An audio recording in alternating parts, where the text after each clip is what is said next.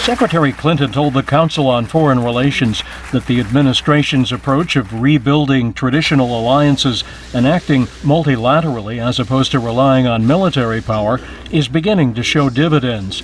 But she said despite America's leadership, U.S. global influence is threatened by a debt burden she blamed on Bush-era unfunded tax cuts and wars in Iraq and Afghanistan waged on borrowed funds. It undermines our capacity to act in our own interests, and it does constrain us where constraint may be undesirable. Clinton listed the resumption of direct Israeli-Palestinian peace talks among the administration's achievements. She said American leadership has yielded the strongest and most comprehensive sanctions against Iran over its nuclear program. She said Tehran is beginning to feel the economic impact, and she is hopeful the leverage will yield a negotiated solution. But Ted Broman at the Heritage Foundation think tank disagrees. I think one has to take a look at both Iranian rhetoric and the fact that many of the partners that Secretary Clinton identified have not been playing ball with the administration. She talks proudly about the U.S.'s new relationship with Russia, but Russia is fueling Iran's nuclear reactor, which has gone online. It is Russia which is supplying Iran with advanced air defense missiles.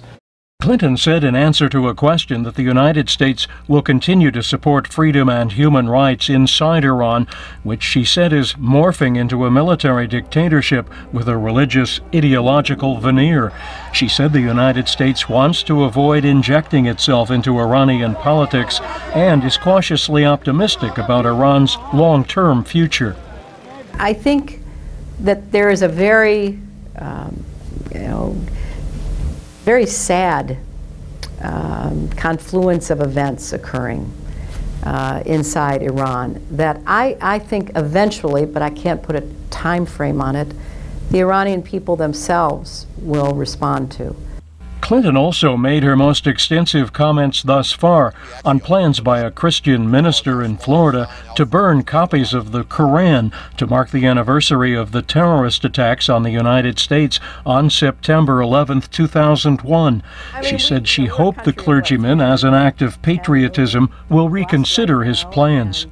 I mean, it's regrettable that a pastor in Gainesville, Florida, with a church of no more than 50 people, can make this outrageous and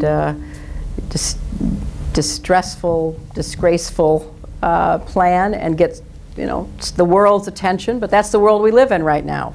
Clinton said in the new media era, anyone with a blog or iPhone can say something outrageous that draws world attention. She said Americans want to be judged by what they are as a nation and not by an aberration like the Quran furor.